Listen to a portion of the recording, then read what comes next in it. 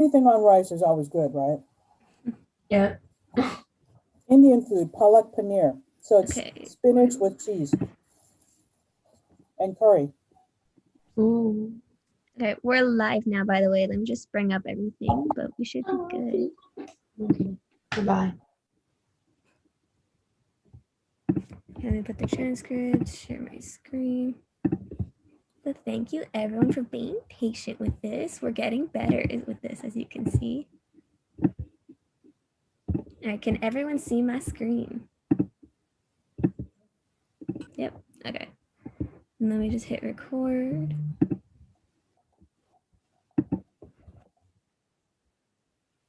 All right, I'd like to go ahead and call this meeting to order at 12:07 p.m. And we'll go ahead and start off with a roll call. I am here. Chris is not here. Christina? Here. Thank you, Christina. Luis? Is not here? Okay. Michael? Here. Alex? Here. Jasmine? Here. Philly is not here. Kelly? Here. Thank you. Emmanuel? Present. Kyle? Here. And then David is not here, but we do have quorum, so we can go ahead and move on with today's meeting. Before we proceed any further, I do want to acknowledge that we are conducting business on the native land of the Hahamanga tribe of the Tongva Nation and offer a moment of silence for those who came before us. All right, we're going to go ahead and move on to the approval of agenda for May 5th, 2021. I do want to recommend that we move invited guests up right after public comment, since we do have a guest with us today. But if anyone else has any other notes or changes they'd like to make, you can go ahead and say those now, or we can approve with the noted changes.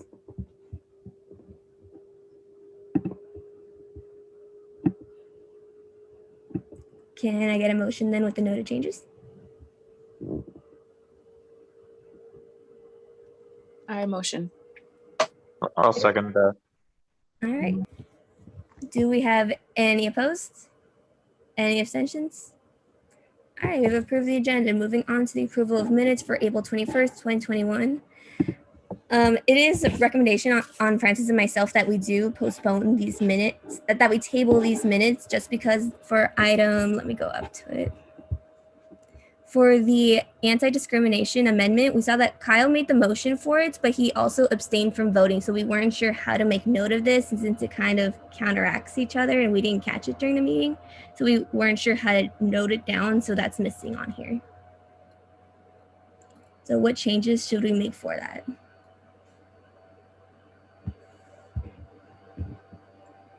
Carrie, Jordan, do you know how we would go about it? Jordan might know, because he might know of parliamentarian issues. I was just going to look it up. I believe anyone can make a motion, but no one is required to vote. It does look odd, because if you don't vote for your amendment, the question is, why did you make that motion? But it's also appropriate that he abstained. Let me look it up, unless Jordan knows something. I'll look it up right now, but I think it can stand. Can you repeat your question, Mackenzie?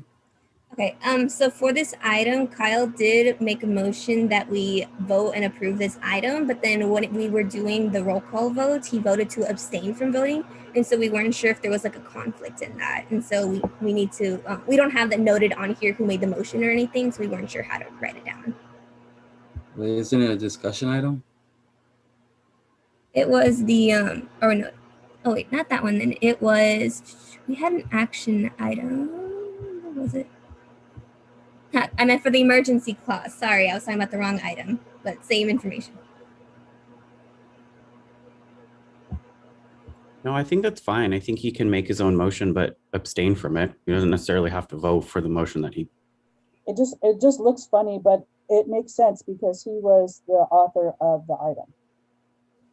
Okay, so we have it noted on here, so we can approve this as is then? If that's, yeah, Jordan, I'm looking it up. Do you know of any reason or why? I'm trying to look it up right now. No, I mean, in the past, I've voted for my own like budgets. I haven't abstained from them. Like if I have a budget as a VP, I voted for that budget. Kyle just did it as a, I guess, a respectful abstention. I don't know. I don't want to speak for Kyle. He's here, but he can do that. I mean, you can, Okay. you know. I'm looking for something. I don't, off the top of my head, see the reason why. Okay. I would Then say y'all I can mean, ignore my suggestion then, and we can go ahead and approve this. well, okay. The reason why I didn't try to actually make the motion last time when we were approving it in the first place was kind of this reason was I didn't think that I should abstain from something which I'm also making the motion for. But then Carrie pushed me and said, Kyle, you can actually make the motion. So I'm like, okay, I'll make it. So I made it. Now we're in this like loop. But I think it should be fine because I cannot vote on something that I proposed, but it's just weird. So it should be fine. Okay. But it's okay because you're moving it forward. That's what you wanted to do. So Mhm. you called and you asked your folks to vote. So I think it's fine. Then I'd like to go ahead and entertain a motion to approve the minutes of April 28th. I'll motion to approve the minutes. Thank you. Do we have a second? Yes, second. All right, thank you, Manuel. Do we have any opposed? Any abstentions? Hearing none, minutes approved. We'll go ahead and get us back to the agenda. Close that tab. Then we'll go ahead and move on to the approval of special minutes. Okay, we're going to table the approval of the special meeting minutes because I did not get those ones. Let me double check. Yeah, I didn't get those minutes unless anybody else did because I don't see them. Okay, then I'm going to entertain a motion to table the minutes for special meetings because I did not get those minutes. Sorry, my brain is kind of tired. Do we need to vote on tabling it? Yes. Okay. And we'll go ahead and bring it to, oh wait, I'd like to entertain a motion to table the minutes for the special meeting minutes for April 2nd. I'm tired. First. I second. All right, and then we'll go ahead and do a roll call vote for this. Christina, Aye. Michael,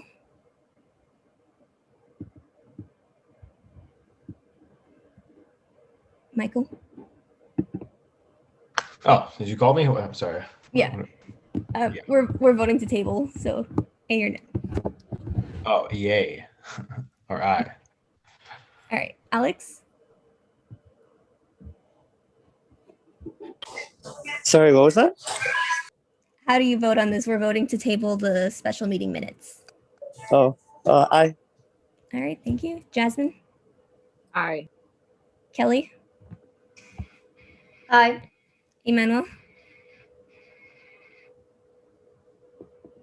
I don't think. Aye. Oh, yeah. and Kyle.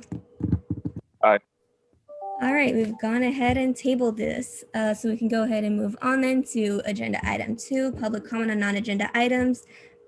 Do we have any public comment on YouTube, or is it just us? Hold on a sec. Let me look. Okay.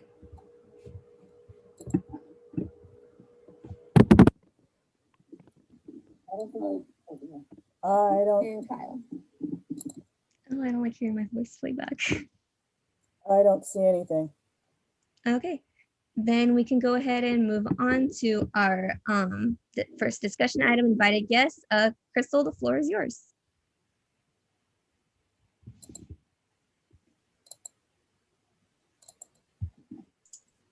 Oh, there's my head. Sorry There about that.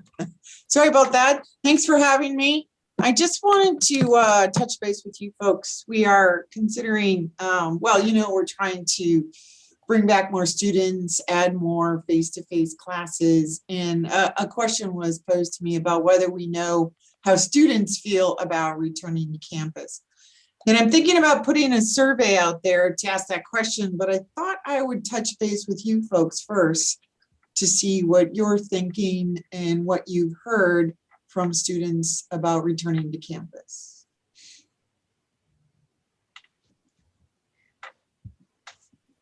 I can go ahead and start us off then. I've heard that students are looking forward to going back on campus, although there are some who are concerned, I guess, for how the transition is going to be to come back. I know the task force hasn't met again to regroup and go over everything, but have you heard about like what are some of the plans if when we do go back on campus, like how we're going to transition? Well, from what I've heard, and I'm not on the task force, is they're trying as much as possible to do a gradual transition to see how things work and then just keep building upon that. I mean, we certainly don't want to compromise student, faculty, or staff safety. So I think we're just going to try to build on it. I know they're putting a lot of safeguards in place, filters. They're working on technology in the classroom. They're working on, I mean, if you haven't been here, we have now like the plexiglass canes of everything. So I think they're trying really hard to figure out all the measures we need in place to preserve health. They're also looking at, making sure that we have vaccinations and testing available. I don't know if you're aware of the new protocol for employees and how we get on campus. We have to do a little drive-through thing every morning, get a fancy little wristband that says we can be here. Yay, there it is, little wristband. So, I mean, I do think that they are being very diligent about safety. And we certainly will convey all this to students, but we're just trying to get a feel for whether students really want to come back or if they're okay in the current environment until everything's gone. David kind of did some of this, didn't he? Do we have any? He's not here, huh? No, he's coming from work. Oh, I see Kelly has her hand raised.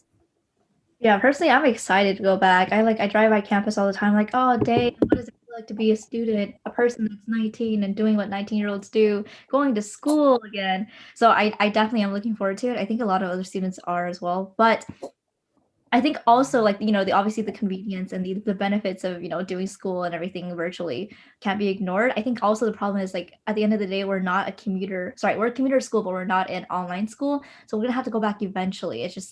I just don't, like, if we delay it until like next spring, it might be, I don't know if the plan is to do it in the summer or yeah. And I also see Christina's hand raised and I see Jasmine's camera turned on. So we'll go to her right after.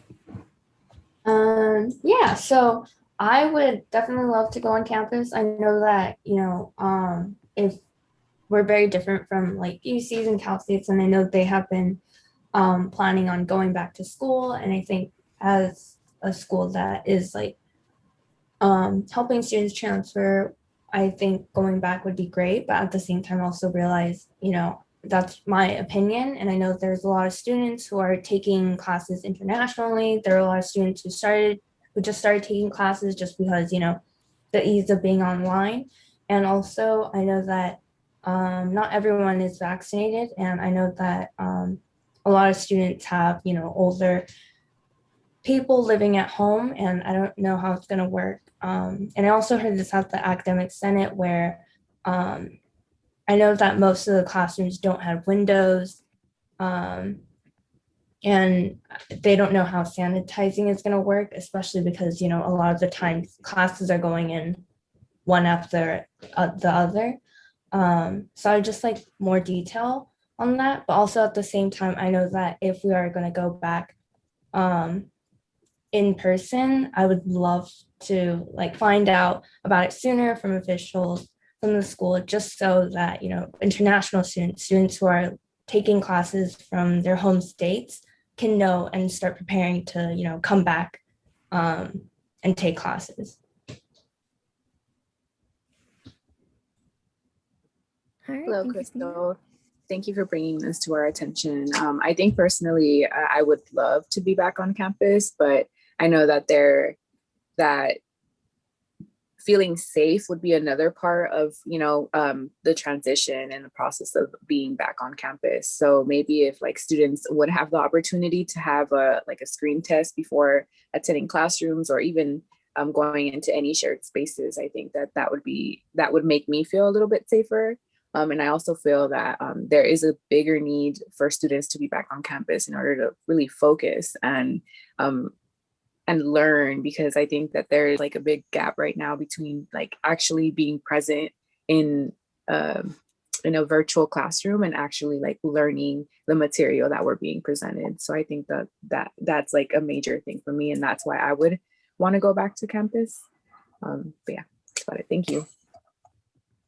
Thank you, Jessica. Who wants to go next? I can. Okay. Hello, Crystal. Manuel. So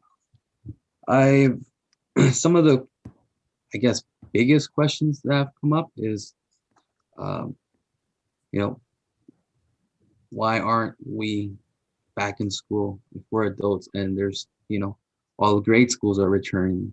How is it that, you know, what questions are being asked for them? Can we follow something similar to them? But at the same time, there's other questions as what kind of filtration do we have in our buildings? And about that, I've actually asked Richard Lorette at the facility It's like in standing a soft about shell. Like how All right, Alex, yeah, mute yourself, Alex, please. I muted him.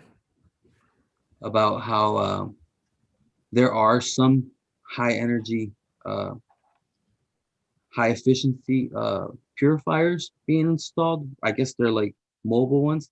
I've noticed some at the Craveling Lounge. I kind of like that method. I'm actually surprised not a lot of students are taking advantage of that. I can see us feeling safe though if we had a class set up similar to the Craveling Lounge with, you know, at least 2 of those HEPA units. Aside from that too, I think Christina mentioned something important, is that not everyone is vaccinated, and there's still that that conflict as to how our state is in the process of that. You know, I believe, I don't know if there's been any changes, but is June 15th still that day that we might be looking at 100% open throughout the entire state? Yeah, that's my understanding, Emmanuel. They're still targeting June 15th, but I mean, I'm sure you're all aware of this. It all seems to just be very flexible. You know, 2 weeks from now, we could have another flare up and we don't know. So we're just trying to watch it very carefully. But you are correct. June 15th is the target for full reopening. Yeah, I think I personally am more hopeful towards spring, just because we don't know, you know, we still have to see the outcome of June 15th opening up. But I think that's about it on my behalf. Thank you. Can I go? I have cool. So I would say students on my committee, students I've spoken to myself, would be cautiously optimistic to say the least. Because like it'd be great if we could come back. But there's so many things that we don't know. So I want to, but like things need to be put in place to protect the students. For example, having like longer periods of time in between classes in classrooms. So like people can come in and like wipe down the desks in between classes. So like we have that just extra like barrier. So like students aren't like constantly sharing the same desk, if you will. And then like similar to what y'all were talking about with, sorry, I'm kicking that off because I'm on campus. June 15th is coming up very fast, which I forgot to realize. But AS is planning a few in-person summer events to try to see how those go, as like, oh, maybe this will work out. We'll like see how it is with the less people during the summer, and like if we can scale this accordingly. So like having pilot programs to see how things scale like during the summer might be a good idea. I know that's really soon, but because if it doesn't work in a small group, it's not going to work in a larger group. And like having people like, I'm going towards the OSL right now, and like we're taking the same precautions as the staff. We're doing the same things as the staff to like make sure that's safe. And it's been working with this small group. So like seeing how it's working in the small group, it gives me hope. But then there's other things that we can pilot on a smaller scale to like hopefully use as like our like laboratory, if you will, like our test subjects to see how it works going forward. Because I would love to see students return to campus, but like realistically, we have to make sure that they're safe when they do.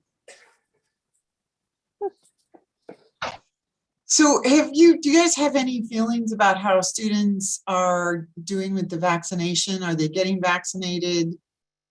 Is it available to them? Do they want to get vaccinated? I'm not sure personally, but I know that maybe someone that you may also be able to reach out is the MESA program.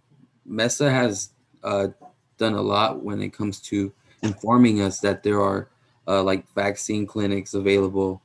Um, I'm not sure about students. I was actually also wondering, do you know if all faculty is vaccinated already, or is there also that issue there? We do know that a good percentage of them are vaccinated, but we also know that, you know, getting vaccinated is a personal choice. So we're not forcing them. We are also, though, have made a lot of information available to them to get vaccinated as the age groups and things rolled out. We've sent them the ability to make appointments. We've had some things on campus. So I think most recently when we asked, I think we were almost close to like 60% of the employees being vaccinated. Nice.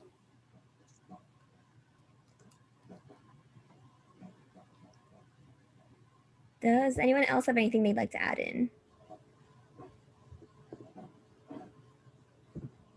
Crystal, I just wanted to ask, for this survey, are you guys just going to put it on Canvas, or is it just going to be like a mass email sent out to the students? Because I know usually with surveys, because the ones I know that I've taken for PCC, they're usually very long, and I don't know if students would be willing to like go through it. Yeah, I totally get that, Christina. I'm not a big fan of long surveys either. So I try to keep them, if I'm going to do them in Canvas, I try to keep them to like 5 questions. Okay. I'm also working with my vendor on being able to do SMS, so it can just go to your cell phone. So it'd be like a quick 5-question survey you could complete on your cell phone. Oh, that's nice. But I'm not that Yeah, far yet. I'm still working that out. Mm-hmm. Yeah. Thank you. I have one more question, or I guess idea. I was wondering, for the people who are vaccinated, and I would assume that, we would have to present our vaccination card or our electronic one.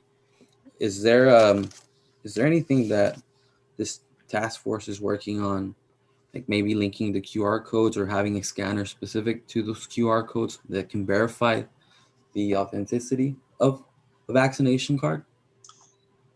Honestly, Emmanuel, I think the college is being exceedingly cautious about that sort of tracking. People get very upset about that sort of personal information. So I think we're going to be very, very cautious in how we proceed with asking people to present vaccination cards. Okay, thank you. Mm-hmm. I think I just want to follow up with Emmanuel's kind of line of questioning. I know UCs are rolling out like a mandatory vaccination system for people coming on campus in the fall 2021 period. Is PCC going to have any kind of program like that? Not necessarily talking about vaccination specifically, but any kind of like social distancing protocols in addition to what the normal federal guidelines are?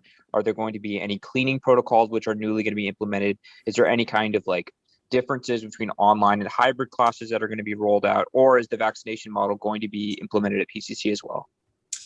Well, if you read the vaccination model for the UCs and CSUs, it's only required if the vaccine is FDA approved, and none of the vaccinations at this point are. So it looks like they're mandating vaccines, but none of the vaccines that are out there are currently FDA approved. So you got to kind of read the fine print on them. And as I said, I think the college will move very cautiously on requiring people to be vaccinated. I think we'll move very, very cautiously on that. I do know that the task force is working very hard on the social distancing protocols and the sanitation protocols and the mask protocols. And as you know, Carrie and I said, she and I have to every morning go through a little drive-through where we get our temperature take, and we have to do a little screening and show our green check mark, and then we have to get our little wristband in order to be on campus. So how we would do something that massive with students, I'm not sure. So I think we're thinking more in terms of classes being smaller and split and hybrid and less of them. I think we're, like I said, I think we're really aiming for a very slow rollout to see, and just to see what happens with the virus and if we can, you know, maintain everyone's safety.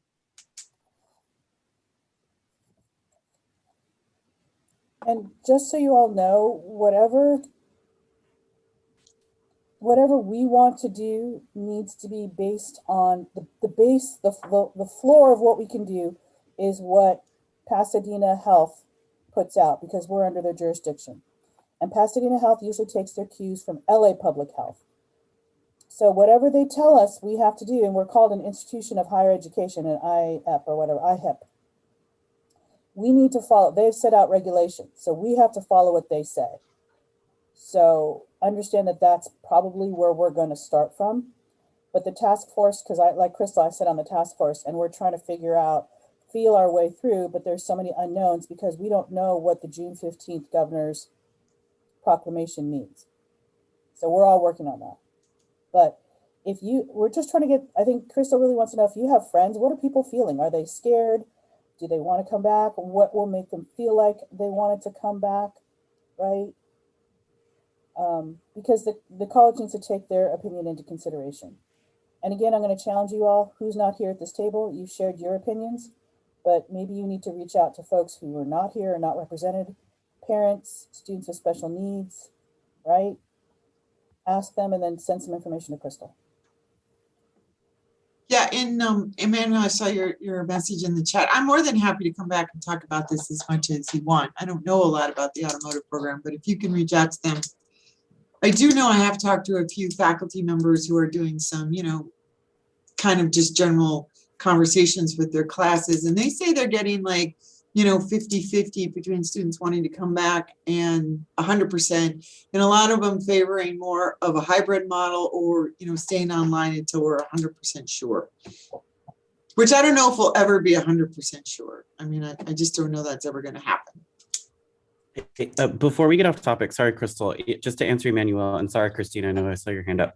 I visited the automotive department yesterday, and I know that in talks with them, like before they were able to start classes on campus, they were really excited to be here because they couldn't do online work, and doing online and try to be technical with a car online is very difficult. And so they were waiting to come back online. And I know yesterday there was a class actually being held when I went down there to go talk to Wendy and Sal. And they were taking every precaution that they could. The students were, you know, distanced, and they only had, I think, one person when they were working in the car.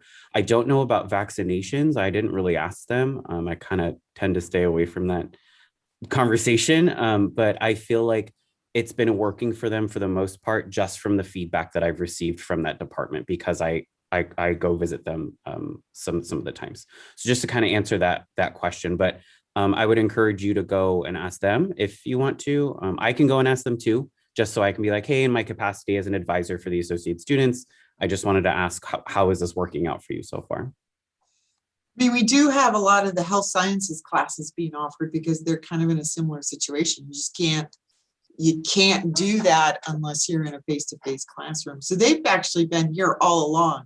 They're some of the few students I actually do see on campus. Christina, did you want to? Yes. So I've been actually talking to many of my friends about this. Some of them are first years who have like just never been on campus. You know, so they have just basically only experienced online learning. And from what I've heard, you know, a lot of them have adjusted to online learning and they do really like it. They would also love to go back, but I think what a lot of them said was, you know, hybrid is best for right now, just because they're also unsure. And I know that a lot of them have taken on jobs that need a lot during the day. And then also I did talk to someone who was a student parent about, you know, potentially returning. And I know that a lot of them did say that, you know, managing class online has been quite difficult just because at the same time their child is also in an online environment as well. So they're constantly, running back and forth, having to take care of the child. And I think going online, going back in person would really help just because of the fact, they can just be in the classroom, be very present. But I do realize it's very different for a lot of people. And that was just only one person. That was the one thing that I saw in the survey that I put out earlier this spring, is that the one thing that students seemed to struggle with was a safe and quiet place to study.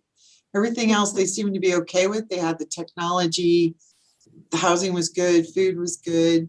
They thought they were doing well in their online classes, but they just didn't have a safe and quiet place to study. And that really made perfect sense to me. If you have, 3 or 4 people in the house all doing a Zoom coursework, that can be very challenging. Yeah, I definitely agree with that. I know for me, working at home, it's definitely been because I was so used to just going to the library after my classes, and that was just my place to focus. But I know now being at home, it's way too hard to focus, just because of all the things, like my parents also being at home, and also just being in my bedroom, like having my bed right next to me. I just want to go to sleep on it. But yeah. And a follow up to what the quiet space to study. I have like extreme ADHD, so it's like a chore, like to do anywhere. Because the thing with school is I can very easily like separate my life into like segments, and like the structure is like a prison, but it's a prison that, like, as someone with ADHD, I need to like be successful. Having somewhere where I can go. That's why like I like coming into the office as much as I can, because it's a quiet space with 1 or 2 people that I can just sit down and do AS work, my homework, not worry about my sister, my niece, my parents, like all the other distractions in my room. It's like, so it's like I look forward to Thursdays. I'm here on Wednesday because I have a doctor's appointment tomorrow, but I look forward to Thursdays because it's just something new and something like that I can do by myself. Like I miss the library. I miss like going into office hours and just sitting in my professor's like quiet office, like doing work. Like those escapes as someone with like a learning disability is like something that I need to succeed. And it's like finding those places is very hard remotely. Totally get that. Kenzie, I'm not sure if you saw what I just raised my hand as well. All right. So I just wanted to add on to something. I think Alex brought up something that really reminded me of, there's a whole, I think it just, people see PCCs not only as school, but also as a home. I think that's especially true on my part. There's so many students that depend on it to get away from, abusive households, right? And then like just, when some students who, I don't know what they're doing now, actually, if they're living in their car during the pandemic, I don't know how they're surviving, but those students who depend on the library, who depend on these public spaces in order to, literally do anything, I think it's extremely important. And for them, it's a ticking time. Like they've been waiting, and I think it's very urgent for them. In addition, I'm not sure, maybe someone touched on this. It might be just that I was using the restroom during that time, but also that the learning aspect, right? Sitting in a classroom, like, Alex mentioned, right? Being able to learn from a professor in person is totally different from them uploading a video. Like that's the whole aspect, the education quality and that one-on-one interaction with professors that ultimately leads to those letters of recommendations, right? That leads to those important things that is the next stepping stone if you want to go to a university that's not a UC or some other type of program that you might be interested in. But yeah, that's what I wanted to add also. Great, thank you, Kelly. It's good information. Yeah, I just to reiterate what Kelly said, I thrive under a community learning environment. And that's kind of what I've been used to, especially as a non-traditional student, because, I cannot focus here at home. And here at home, there's so many other different things that I have to do. And it's like I don't prioritize my learning. I don't prioritize engaging with my professors or even engaging with my classmates because everyone's burned out after Zoom. No one wants to hop on another Zoom call and be like, oh, like, let's, like have this discussion, like, through Zoom. It's like, even the discussion posts, I feel like, are kind of like a drag because no one really puts in their actual opinion. They're just kind of engaging in the discussion post because they have to, not because they want to. And rather, in a classroom setting, it would be a completely different dynamic. And I think that that's what I miss the most. And I can speak on my end. I'm not sure about, the rest of my committee because, I haven't really touched base on how their outlook is on coming back to campus. But I know that there's definitely an anxiety of, that human connection again, but it's like also very much needed. So yeah, thank you. Okay, great. Thanks, Jasmine. I have a question. Sorry, I came late, so I don't know if this is exactly relevant to the topic that we're covering, but how far out are the decisions being made? I mean, there's hearsay of us being in a hybrid model in the fall, but how far are those decisions made, like to open the library or to continue to have Kremlin Lounge, study hall? Like, how far out are those being made, and how can we get involved in those decisions if we can? Well, it's hard to make the decisions really far out because we don't know what's going to happen with the virus. I do know that they are working on reopening the library, fitting it out with plexiglass, figuring out protocols for filtering students in and out. They are working on that, and they probably, again, it'll be a gradual opening. Kremlin, my understanding is open for a study hall, and it's been quite popular, and I think that will probably continue for as long as we need it. But to be honest with you, that's the struggle. It's like we think we know what's going to happen, and then something else happens, and we have to pivot again. And we're trying to be as cautious as possible, and yet we understand the need to get things back to some sort of normal. But I also think that if we do it slowly, people adjust. I started bringing my staff back this week. I was a little worried how that would work out. Honestly, they're having way more fun than they've had in years. I swear to God. I don't think they're really working, but they sure are talking to each other a lot. And I 100% support that because they're just laughing and talking. And I think the interaction is very important. And I think as we start moving forward with this, other people understand that. They wear their masks in public places. They're being very good about it. But just that ability to even stand 6 feet apart and have a conversation is huge. And I see that. So, and I think, Christopher, and then the other note is that we are having Mackenzie and David come to executive committee meetings and talk to us. I think you guys are coming like once a month, but if you think you need to come more than that, I know Erica would be more than welcome to have you. Okay, great, thank you.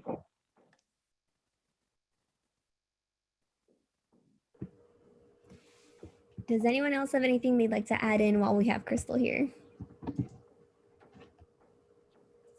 No? Crystal, do you have any other questions for us? No, that was it. Thank you. Thank you very much. If I do decide to launch the survey, I'll come back and let you guys see it and let you know it's coming so that you can help me get the responses. And I'll probably do it through Canvas again. Okay, it looks like we have 2 more follow-ups for you, Crystal. Sure. Great. Yeah, no First, problem. We had Alex and Kelly. You can go first, Kelly. Oh no, I just wanted to thank you, Crystal. You always come to us, and whenever you have any questions that concerns the students, and I think it's so amazing that you come to the students when you're, discussing or deciding on things that affect students, and that's the number one thing that I think is so crucial to everything, and I just really, really appreciate it. Yeah, just think that's amazing. Thank you so much. Well, I appreciate that, Kelly, and I hope all of you know that you can come to me anytime if you have any questions, and I will do my very best to get you answers. Alex?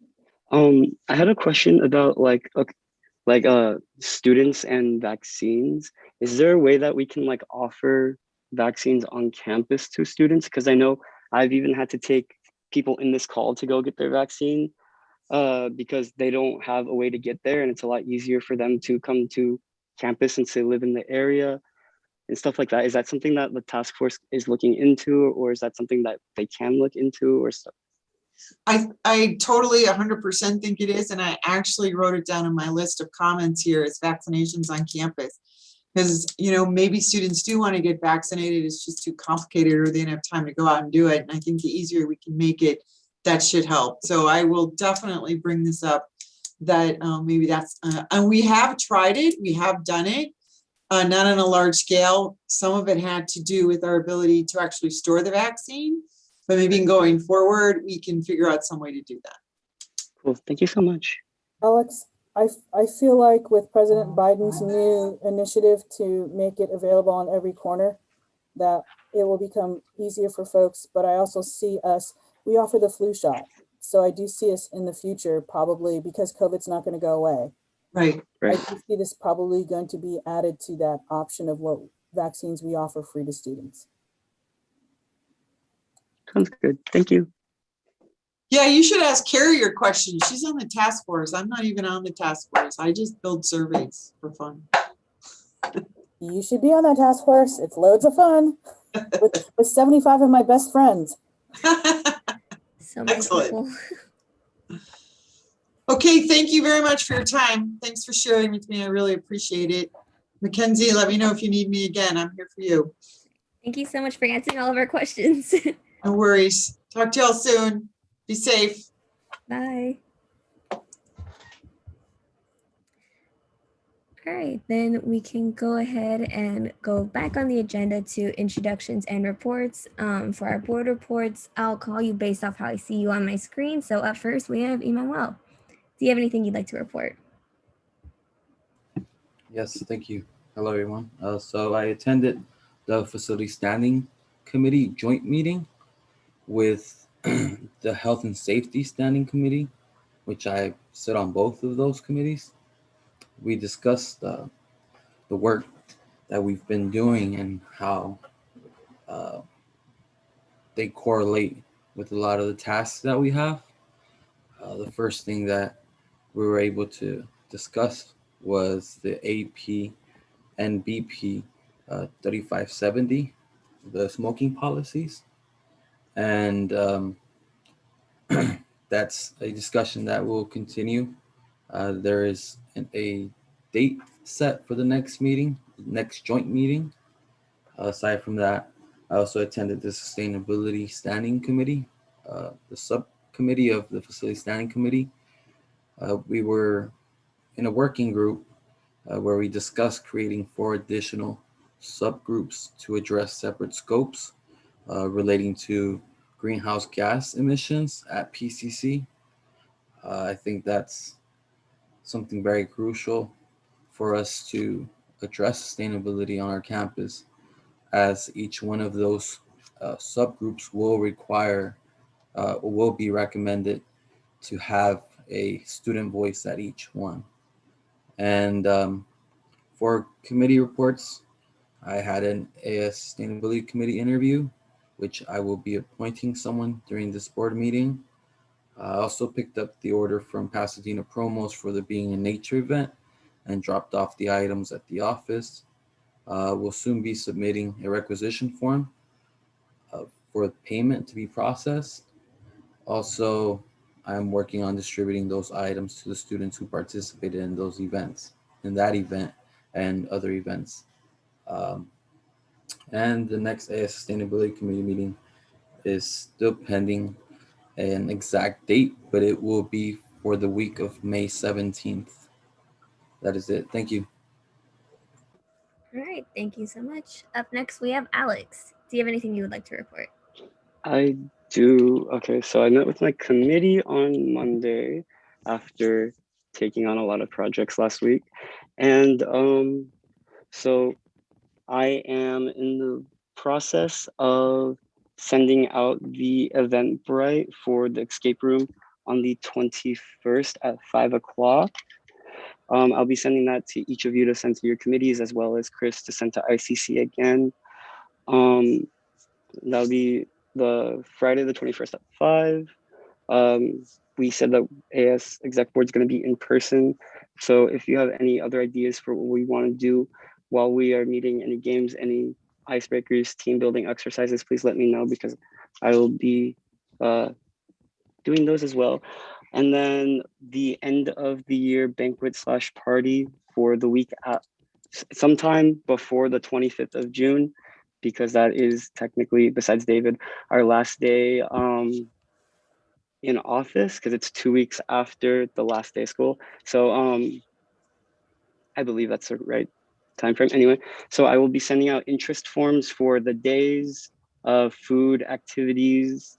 And if anyone besides David, who I have to meet with still, is interested in helping with this, please let us know. Because I need to start like getting quotes for a bunch of fun things that my committee talked about, photo booths, movies, maybe a bounce house, who knows. Then we also have, I feel like I have other things, but I can't remember. Oh my gosh, I'm blanking. Oh my gosh, what do I have? I think that's everything actually. I think if I'm missing something, I will let you all know later. Yeah, I think that's everything. Cool.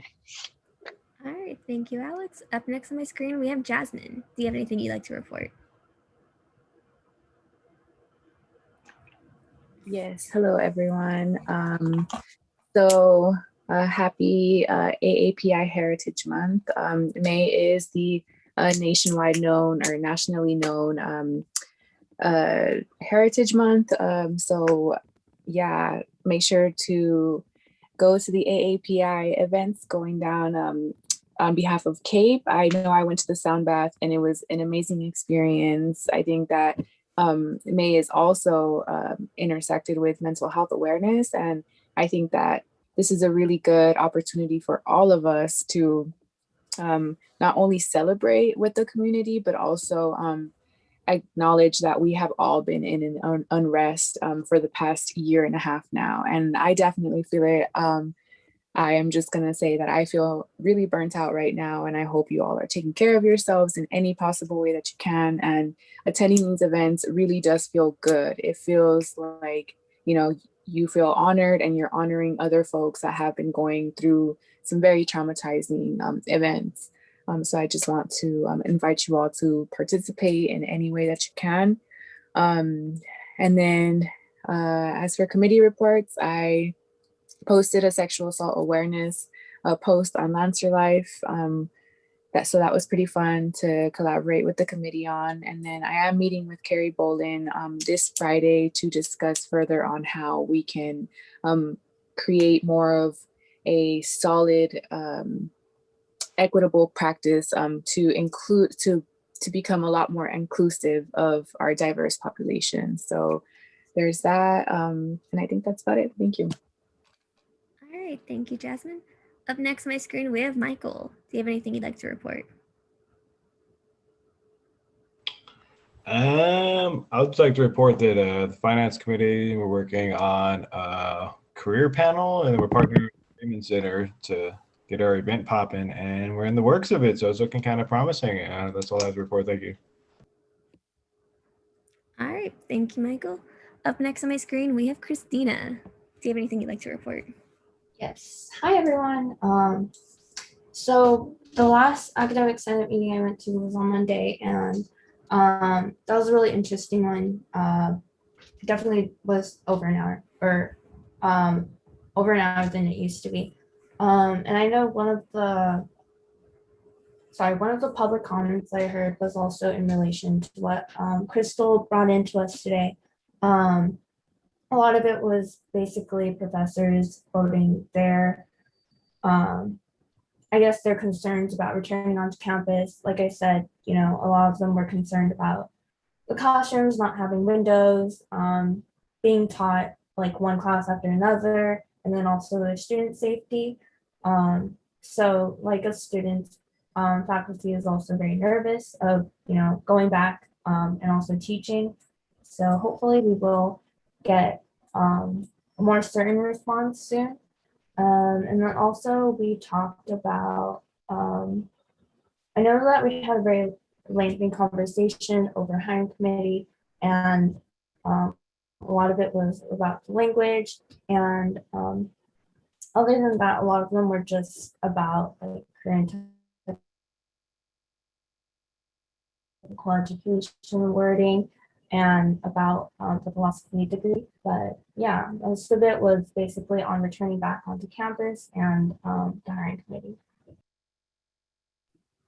All right. Thank you, Christina. Up next on my screen, we have Kyle. Do you have anything you'd like to report? So I have a couple of things to report. First and foremost is the podcast is finally out. Finally had the last interview and the editing's done. It's now posted. So you can pretty much access it anywhere, Google, Podcast, Spotify, etc. Also, our next meeting of Supreme Council is tomorrow at 8 a.m. So if you guys are interested, we're inviting a bunch of campus partners to come. And we're going to be focused around the anti-discrimination amendment particularly, because there's a lot of discussion around that.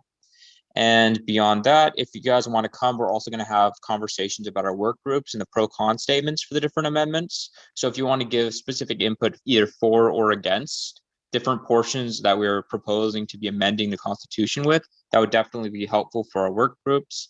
And beyond that, I actually invited somebody today, and I referenced this last meeting. They were from Locker. It's the company which I referred to that we would want to approve today's meeting. So that would be under invited guests today, which is already on the agenda. And with that said, I went to accreditation, and there was a lot of talk about like part-time students, and there was testimonials. And that's my report. All right. Thank you, Kyle. Up next on my screen, we have Kelly. Do you have anything you'd like to report? Hello, everyone. All right, finally, we were able to pass our federal legislation for this year. And I know it's been a long time coming, but we're able to split it into Senate bills and House bills because there are certain bills that have already had a lot of action in the House. They've already passed in the House. So now we know we can narrow it down to which ones have more urgency, which is actually even better. So that's actually a benefit. I'm setting out the group list soon within the next 20 minutes. So if you want to have a copy of what we passed, actually, wait a second. Carrie, I realized this. Yes, you are correct. You know what? How about... Okay, I actually do have a list of the bills we passed, but I understand that I will go ahead and bring them up later in the agenda. Yes, I'm sorry. I'm losing my brain. Yes. All right, so that's an update for you. You guys will be hearing on the bills that we passed this past Monday. Other than that, I'm going back to the office today, so I'll see you, Philly and Alex. Thank you. All right, thank you, Kelly. Up next, we have Louise. Do you have anything you'd like to report? Hi, everyone. Yes, I do. Oh man, it's a lot. What goes first? Okay, so I attended the OE Open Education Resource Committee meeting last Wednesday. I left early, and they had something that they would like to ask you all. So maybe next week meeting, I can discuss it a little bit further. Kind of just understanding like how much students know about certain education resources and things like that. I also attended the API sound bath with Jasmine, and that was really nice to see and just kind of take space of everything that's going on, and just sitting still was really nice. And moving on to events. So Student Services Committee has a lot going on. Tomorrow we will be having our Celebrating Important Mother Figures event from 3 to 4. And then I think Philly had posted it on the My ASPCC Instagram page. So that's where the Zoom link is. Please come out and attend. My committee member, Isabel, is hosting this one, and she's going to just kind of teach you all certain things you can do for Mother's Day and things like that. Next Thursday is our Student Services Fair, from 3 to 4:30. I've been asking all the programs if they're able to join, and we've got a lot of good responses. So hopefully we can get the word out there soon and also get a lot of attendance. I'll give you all, or Philly might give you all the flyer when it's ready. As well as, let's see, of course, the open mic night, AAPI open mic night is May 20th. So please attend. And I am also working on finals relaxation week. So give me your ideas if you have any for what you want to see this last and final finals relaxation week. That's all. Thank you. Thank you, Louise. And last but not least, we have Chris. Do you have anything you'd like to report? Yes, we have an ICC meeting this week. Right after that is going to be a training that I have Alex on for. That training is going to go over I mean, I know it's kind of the end of the semester, but still, it's going to give clubs some ideas about what remote events they can hold during this time. I also looped in Christina and Luis because they have had successful remote events. So yeah, that'll be happening at 2 on Friday after the ICC meeting. There will also be a funding committee meeting on Friday. Oh, and I'm going to district district governance meeting this afternoon with Candace. So yeah, that's pretty much it for me. ICC is definitely finally winding down. I think we have this meeting, and if I'm not mistaken, 2 more meetings left, if not 1 more meeting left. So I'm wrapping that up, and just yeah, excited to see what the next chapter of ICC is going to be after election. All right. Thank you so much, Chris. Oh, Alex, I see your hand is raised. I remembered what I forgot. As of Monday, we got permission to host a drive-in theater, and that's going to be I think we're looking to do summer series with that, and the first one is looking to be June 19th. Yeah, yay! Unless something changed since Monday, but unless we're still good on that. So that was the thing I forgot. I remembered. Yay! All right, thank you, Alex.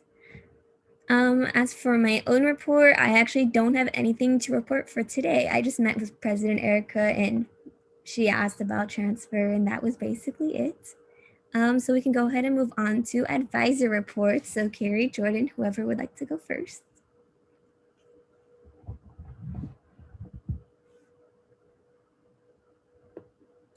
Realize I'm muted. So just a couple of things. We are getting into the home stretch with elections, and thank you for those that did come to the town hall. We're doing more to post the information out to hopefully get more people out, and we're getting some questions going, so that's really good.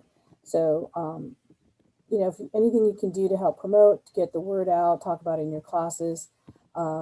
Philly's publicity committee has done a really great job about getting information out there. So, and they're putting some really nice things together. So we'll share those things. So a couple other things. Don't forget, all of you that are coming in, like Alex did, you all need to go to lot 5 and get your wristband. So if you're coming to the office for anything other than just dropping off or picking up something, you need to go to lot 5 and you need to get your wristband. And don't forget, you need to be scheduled. So we were kind of letting folks drop in. I don't mind because there's technically, you can actually have 3 people in the room, but I just know for my own comfort, I prefer to keep it at 2 or just spread you all out someplace. Because again, there's a lot more people in this office, and we are slowly getting into the classified staff will be here for 3 days a week. And eventually we're going to go up to 5 days a week. So then that's a lot of people, a lot of moving parts. So right now, taking it slow. So please, if you want to come by, make sure you get your wristband, lot 5, and try and stick to the schedule. I know there are times when you can call me, and if I'm here and it's open, I'm fine to let you all in. But I'm not going to let you in without a wristband. And don't forget, we still have our own internal procedures. You need to sign in. You need to sign in at the front desk, put the date down, because a lot of you haven't been putting the date down. I do this so I know contact tracing. So if anything happens, I can say, well, these folks missed each other by 2 hours, so we don't have to worry about quarantining them both, right? So there's a reason you're doing this. And a lot of this is, like I said earlier, is governed by what LA County Public Health is requiring us to do. So we just need to know, and it's all about the contact tracing because we can't force people to take the vaccine. Okay, so there is that. And again, also kind of going in with that, along with that thing, anything that you all do, we've got some stuff coming up. You need to have your advisor. So I know if it's either Jordan or myself, right? Or Dean Cobb, if she's advising you. But so as you prepare to like do giveaways or do anything like that, they need to be scheduled through our office because you can't just call people, tell them to come by and pick up their stuff. We have to actually put a request in because there's a lot of people who want to do things. So all of these things that you hear Alex is doing, they're planned far enough in advance, and they're also planned with the idea that the world will reopen on June 15th. So, you know, right now, up until then, we're still very confined. So please make sure that you're communicating with one of your advisors, myself, Jordan, or Dean Cobb, that you want to do something on campus so that we know, because I know we've got a couple more giveaways left coming up. Louise, come on in one day on Friday if you can come in. I don't know if you've taken inventory of what you have, but you still have some candles, some bags and things like that. So take a look at what you've got so you know that we can give those things away. We are also looking at, I'll update you with commencement. We just had a commencement meeting yesterday, and it's going to be a doozy. It's going to be a doozy. We're looking for lots and lots of volunteers. So this is where I know Alex, you went to your committee and asked for volunteers. Thank you so much. If everyone else can do that too, we're looking to have people work 2 to 4 hour shifts probably, and it goes all day long.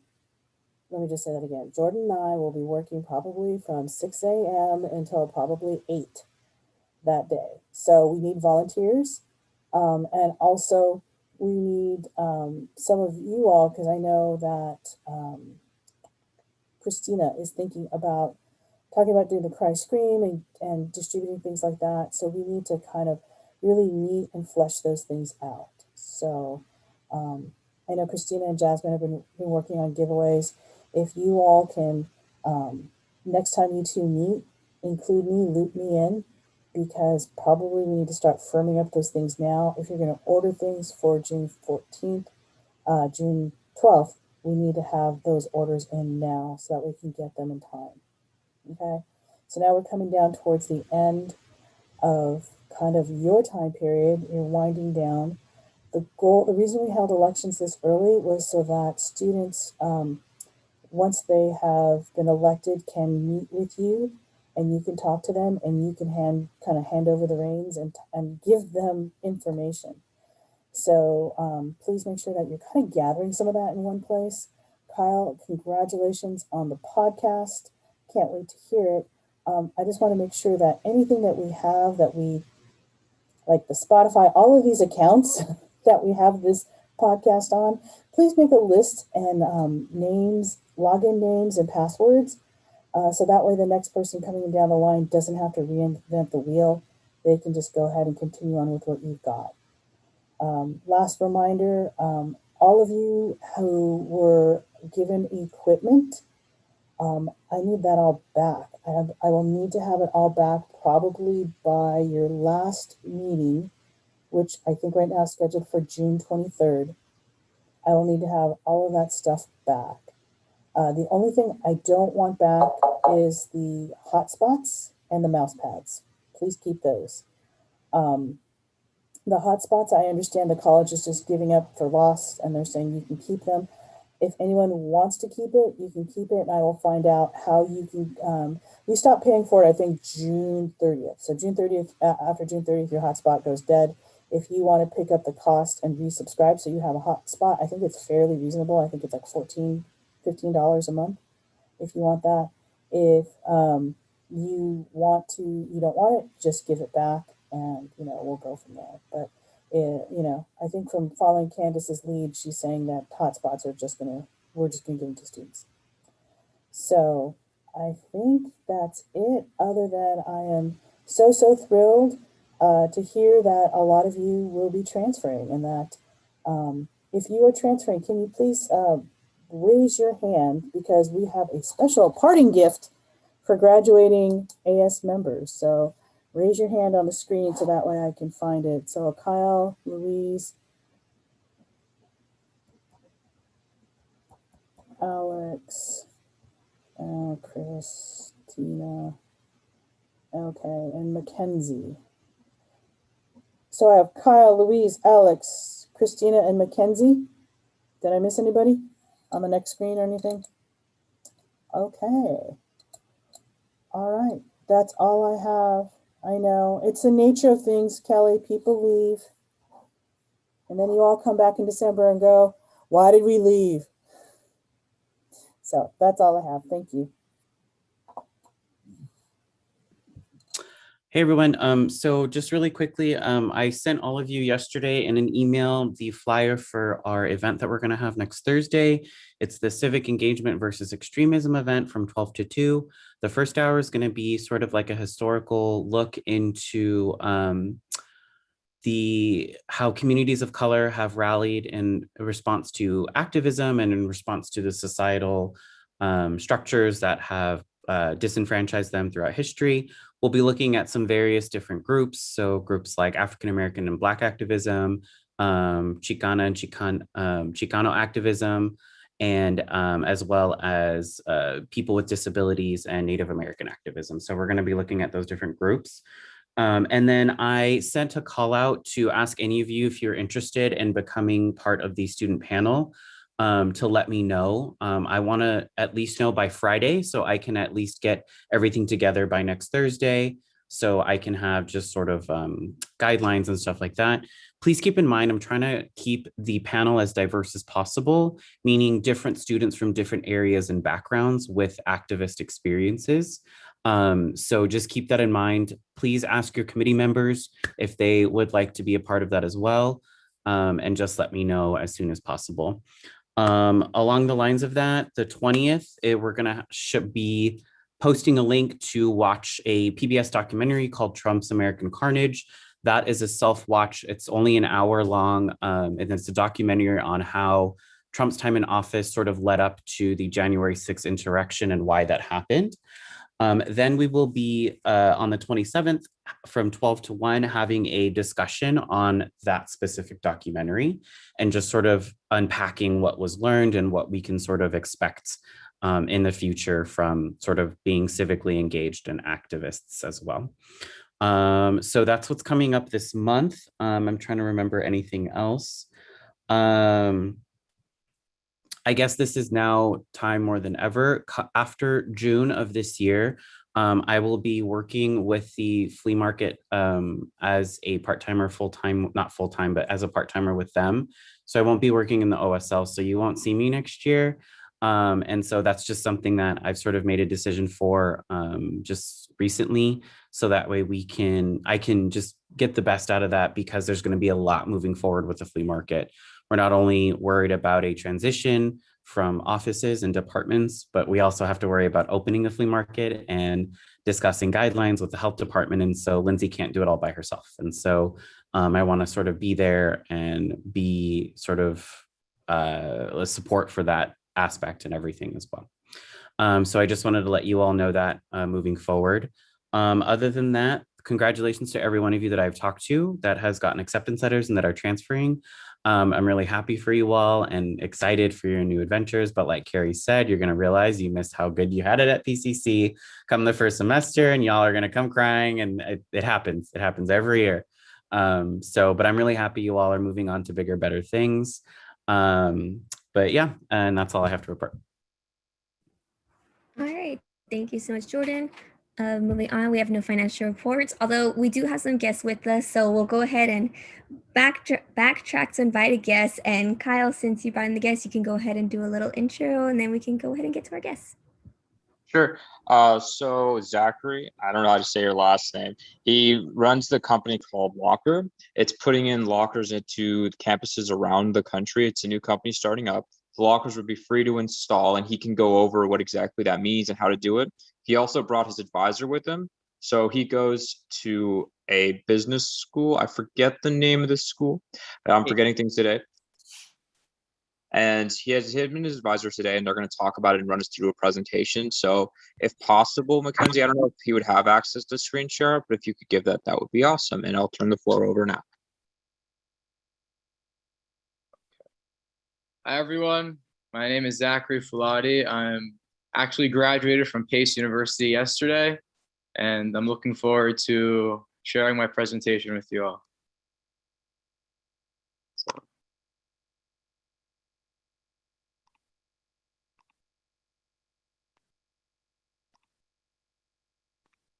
Are you all able to see my screen? Yes. Great. So the name of my company is Locker, and our goal is to really give back to the student body as well as the university as a whole. As you all know, lockers are a big problem on college campuses nowadays. Reason being is that most students don't even know that their universities provide lockers. And even if they do, they're the old metal boxes with the old locker modules that most students don't even know how to use. And most of the lockers don't even provide space for the students to place all types of valuables other than just a small textbook, like a big backpack, a big winter jacket, an umbrella, things of that nature. So what I'm doing with Locker is modernizing the outdated compact locker solutions. And I reached out to a company in Silicon Valley, and they decided that they would create my product, the technology, and the A to Z of this. And when working with universities, of course, you all know, it's very important that you're backed by somebody who has experience and especially a reputation in the field that you want to go into. And the fact that they are based in Silicon Valley and have worked with facilities as large as universities, it's something that universities like to hear and feel comfort with. Now, like I said, this is more than just the old metal box that students are used to seeing in elementary school and middle school.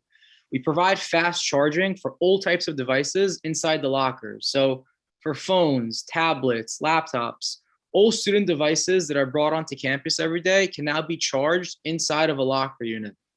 Now, I don't know what it's like in your university, but in mine, I'm sure that in most classrooms, there's only 1 to 2 outlets, and most students rely on charging their laptop or their tablet during class if they don't have battery. And once that one outlet is gone, the students have nowhere to charge their devices, which is why the students can now benefit from keeping their items in a safe space like a locker, having it charged without having to watch it, attending class or attending that after school activity, knowing that their laptop, tablet, or phone is being charged in a safe place on campus.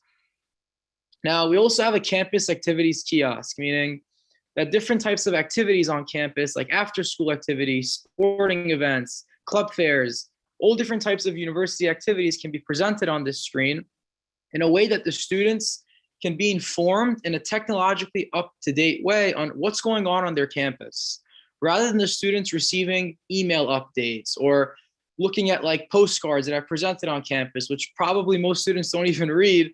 They can now, every time they go to reserve a locker, there's a nice kiosk screen that presents all different types of activities to them in a way that the students feel comfortable with and that's amusing to them and that's technologically up to date. Now, a big factor of our lockers, like I said, is that we provide varying sizes for all different types of items, not just a textbook. You can fit an umbrella in here, or art class materials like canvases or big winter jackets, or all different types of items can be placed into these lockers, not just a small textbook. And now with coronavirus, we implemented UV sanitation, meaning that the lockers now become a sanitation device. Now, everything that is put into a locker is now sanitized. So if there's a lot of commuters coming onto campus, they're traveling in subways, cars, buses, just to get onto campus. And even if you're not a commuter, you're carrying around the backpack or all different types of valuables all day. And those items have germs on them. So now all items that are placed in this locker unit can now be sanitized, leading to a more sanitized campus, as well as a more comfort feel for the student as a whole, knowing that all the items he's traveling with are now being sanitized. Now, we also customize the lockers based on whatever the university wants. And here's a short video to give you a better understanding of what they look like and what they feel like.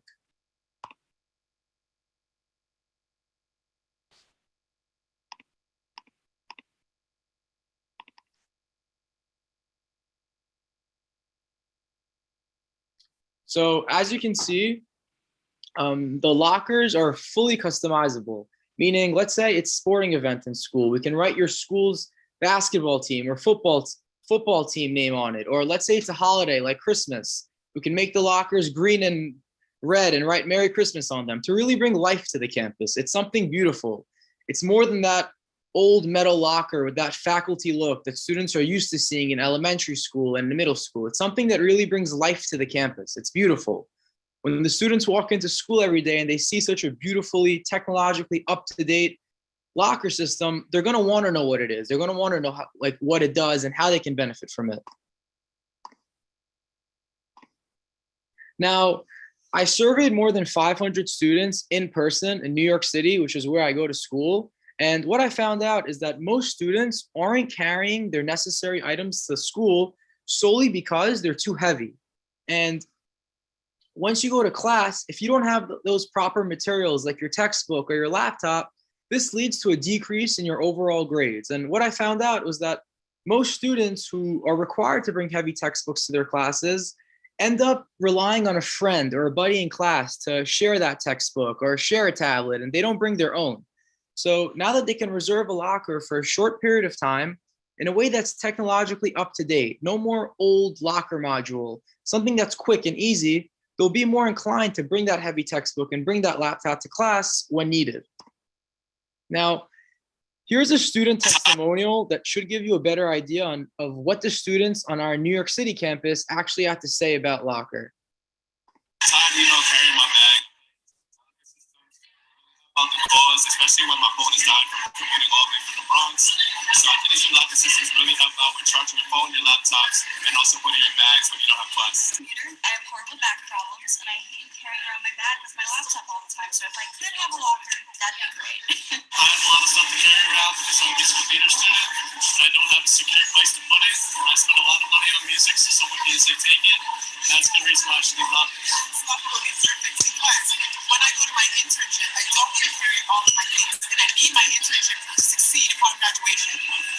It's a great idea because I'm a commuter from myself, and I really need something to put all my stuff for my club on campus when we're in between events and our meetings. Listen, everyone has 3 jobs. I'm just an intern. Nobody has time to go search for an outlet in between the 5 classes we're taking. Okay, that's all I'm gonna say. Especially being a leader on campus and doing all of these things, this would help me so much. I need this, and I think everyone else could benefit too. So I also did an online analysis, meaning that I didn't want to be face-to-face with the students that I'm surveying. I really wanted to see what they actually had to say. And I found out that most students, like I said, are not bringing certain items to classes solely because they're too heavy. And even if the universities do provide lockers, they're either unaware that the university provides lockers, or they don't even know how to use them because of the old locker modules, or they don't fit the materials that they're bringing to class. And at the end of the day, students are commuting to school every day with more than just a textbook. They're commuting with umbrellas and big items. If it's art students, they're commuting to school with canvases. So these were the results that I got based on my online analysis as well. So a big thing is that our system is zero cost to the university. We install them, maintain them, and operate them at absolutely zero cost. The university does not pay for these lockers. And we give back to the students. Our main goal of this company is to give back to the student body and to give back to the university. The way we do that is we give 10% of our monthly income back to the university solely for the students and solely for the university to support things like student organizations, financial aid programs, scholarship programs, to really give back solely to the student body, to help them while they're in university and after. Now, we have a cloud-based platform, meaning that let's say a student goes up to the locker system and there's some sort of problem and they need help. It's not the university doesn't need to waste time in helping that student. They could just pick up the phone, call our number, and through a technical support line, we'll be able to help the student through our cloud-based platform with anything that they need. And let's say there's a problem where somebody actually has to come onto campus to fix the locker systems. We can have somebody on campus within 24 hours. Now, safety is a very, very important factor of universities, especially when dealing with students. So we have an advanced safety platform, meaning that the university can see who used the locker, when, for what reason, at what time, all through a website. Now, these lockers can be placed both indoors and outdoors. So let's say there is a campus stadium where numerous students from other universities come to watch like a football game. Or let's say there is like a school of arts and science where students are commuting with canvases and art class supplies. These lockers can strategically be placed where the student body can benefit from them most. Now, everything is touchless. The students can pay for a locker using their campus ID card or a credit card, and it's $1 per hour or $6 for the day. Now, I started this company when I was a senior in high school. The reason why is because I started attending school in New York City, and I found out that I couldn't understand why I'm coming to school every day holding a heavy backpack and there's no place to put it. And when I went and did my research, I found out that my school actually does provide lockers for the students, but most of the students were unaware of them, including me. And once I found out what my school is offering, I thought to myself, why am I going to a university in New York City and the lockers that I'm being provided with are the same lockers that I'm seeing in elementary school and in middle school? And why does it still have that old locker module? It's not up to date. So I thought to myself, how great would it be if I can create something that can solely benefit the students and also give back to the students and give back to the university student body? And this is my advisor. Q Mars, would you like to introduce yourself?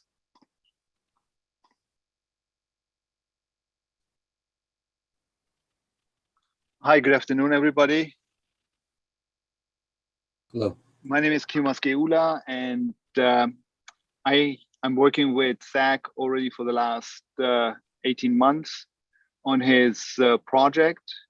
The way I met him is practically through the concept that he has of bailment. And bailment as such is a field that I have other investments in, and I advise other startup companies. And some of you might know or heard of Chexology or CoChex, which was on Shark Tank 7 years ago. This is also a company that I advise, and I work with them to implement the concept that they have. And I'm very glad that I started to be active in the bailment system and have met practically the founder of CoChex, and now also Zach, the founder of Locker. And we're very excited to be able to establish these concepts nationwide on all campuses.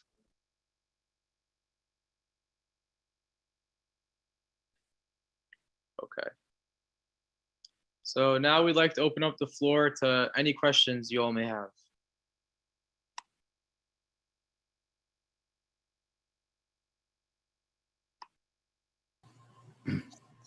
Do you have an exact number of how many campuses you're on?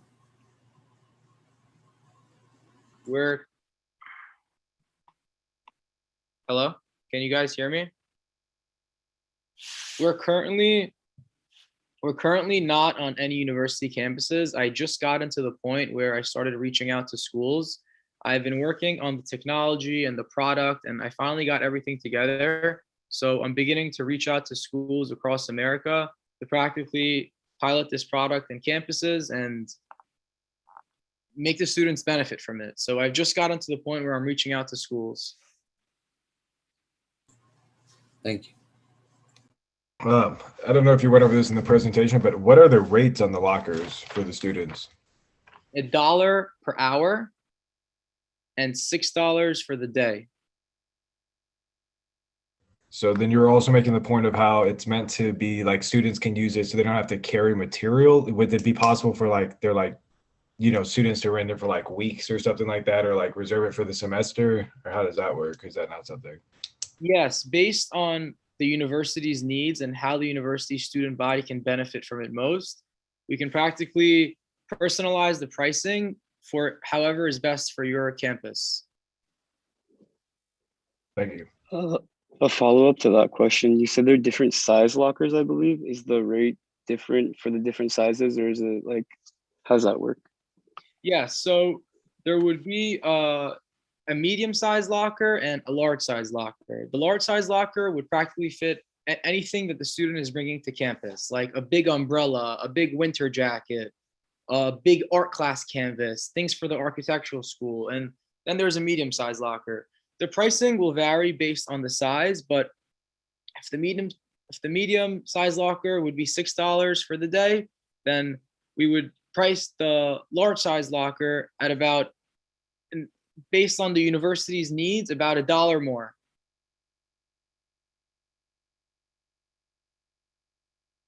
Do you have a projected like revenue amount that you're expecting from this? Yes, I actually went over our 10-year performer with Kyle. Would you guys like to see the way we planned it out and where we see this going within 10 years? Oh, if you could just give like a brief 10-second version of that. Sure, yeah, of course.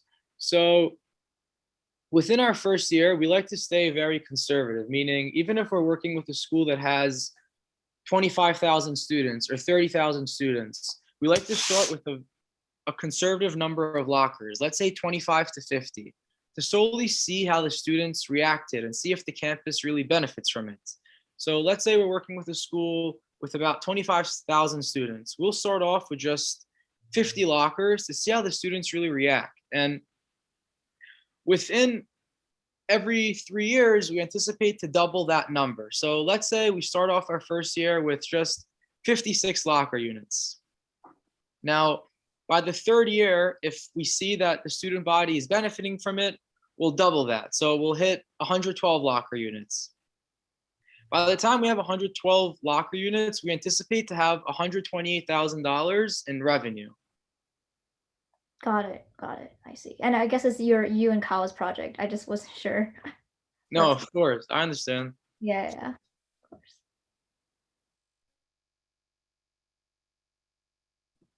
Carrie, you had a question?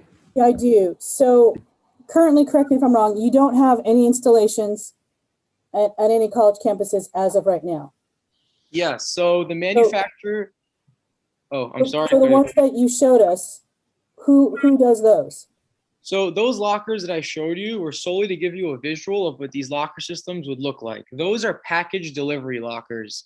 I'm not sure if you guys have them on your campuses currently, but our manufacturer that we work with also makes package delivery lockers for solely for dorming students and universities, that when they have a package. Yeah, I understand. We're a community college, so we don't have dorms on the West Coast. Yeah. At least not yet. We will eventually. So this kind of works like the same idea when you have an airport locker or a locker in a train station. You go in, you put your money in, they assign you a locker, it pops open, you close it, and when you have like a Disneyland and you have to go back, you go in to the panel, put in your number, your locker pops open, correct? Exactly. So Okay. I'll run. So that's great. My question is, I need to know what are your specifications, because obviously this now requires some sort of internet connection. This requires electricity. What is the footprint that we need to look for for this to be viable on our campus? So all you need is an internet connection and a 110 volt plug, which is basically the same plug that like you plug a charger into. Yes, I understand that. Thanks. Yeah. Now this is the other question. You mentioned if something is wrong that it's a 24-hour help line. And I guess having been on the other end of that experience, when I have to deal with students who say they need things now, such as their car keys, and what is your customer service plan? Because that's not something the college is going to be able to take on. Of course, exactly. So just to give you a brief background, the manufacturer that we work with currently has the same type of lockers, just being used in a different way in facilities of Facebook and Spotify, where thousands of people are at every day. And these lockers have been in there for more than 10 years without any problems at all. But let's say something comes up where a student does need something. They can pick up the phone and there's a 24/7 line, and everything is done through the cloud, meaning that let's say the student's locker is not opening. They'll call the number and through the cloud will connect to the locker system and help the student through the phone. But if it comes to an extent where a handyman actually has to come onto campus, within 24 hours, we'll have somebody on the campus to fix the locker system. But like I said, these locker systems have been in facilities with thousands of people working there on a daily basis for more than 10 years with no problems. So that's not something that occurs. And that's why I took a while to really pinpoint a correct manufacturer, because I found out that universities really care for the reputation and the experience of the company that they're working with. What about insurance? Who handles the liability for your product? Because what I'm concerned about also is that you mentioned that You place things inside there and they automatically charge. Is that an option? What if a student doesn't want you to automatically charge? What if something malfunctions, overcharges, catches fire? Who has liability for the contents and the damage done? So it's insurance we cover the insurance on the products. And no, any item that goes in doesn't automatically charge. It's up to the student if they want to plug in their charger and charge their laptop or their tablet. It's okay, so it's a physical plug. It's not a Wi-Fi. exactly. Okay. No, it's a physical plug, and they can charge all types of devices on it, of course, at their own leisure, whatever they want to do. Okay, thank you.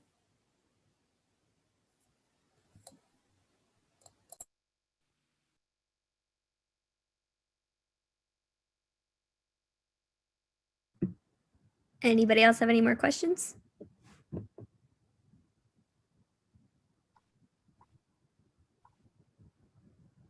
Okay, and did you have any other follow-up questions for us regarding this? So what I wanted to know is, because the reason why I met with you guys is this is something that the student body really needs to give me their feedback on. It's something that we implement to campuses at zero cost, but the students have to benefit from it, and the students have to really understand how it works. And I need to know from the student body if it's something that they can benefit from, which is why I wanted to meet with you guys today, to really hear your thoughts and opinions on a product like this, and to generally know if your campus could benefit from something like this.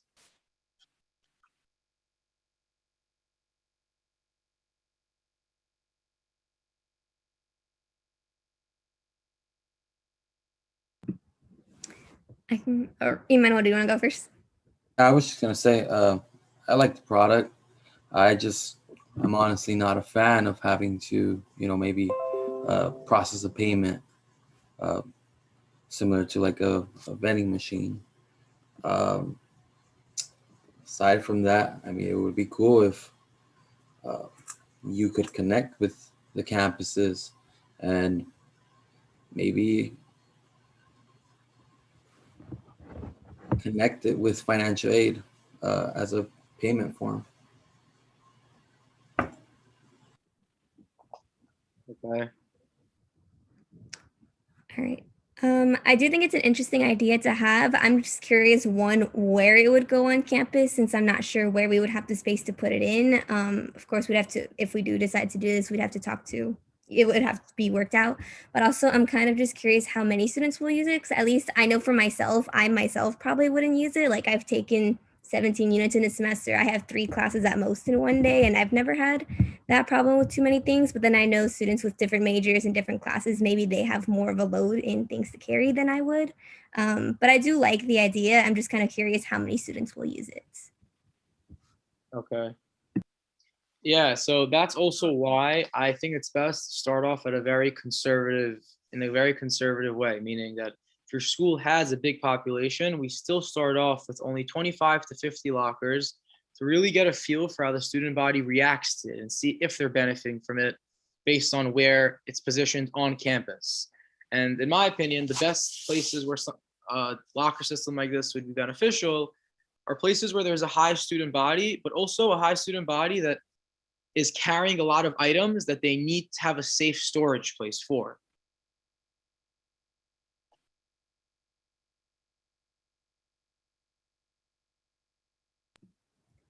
Anybody else have anything they'd like to add in? Yeah, I could add something. I was just gonna say, like, a lot of students, let's say, like, since we're a community college, right? Some students have like 1 or 2 classes a day. I mean, it depends on where the lockers are. If there isn't a locker near every classroom or near every hall, it seems nonsensical to kind of go to a class and then go back to the locker, get the books, and go to another class, right? So it makes more sense just to carry, especially if they have to pay. But that's just a comment from someone who goes to community college. I understand. Yeah, exactly. And that's when I was looking at schools in New York City, basically what I found is that students hold their things throughout the whole day because it's easier for them rather than having to go to a locker. But at the same time, if the locker is compatible and technologically up to date with today's student generation, and that it's fast to use and it provides more than just storage. They can charge their items in it and they get to see campus events on the locker, and it's quick and it's fast. depending on where it's placed on campus, I feel that a solid percentage of students could benefit from it, especially if there's only about 50 lockers on campus and more than 20,000 students attending that university.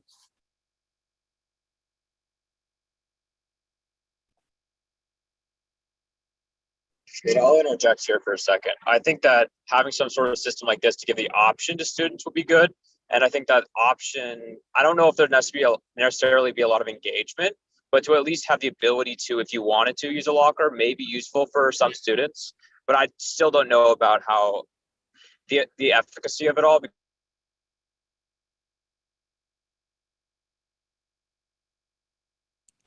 Are you guys able to hear Kyle?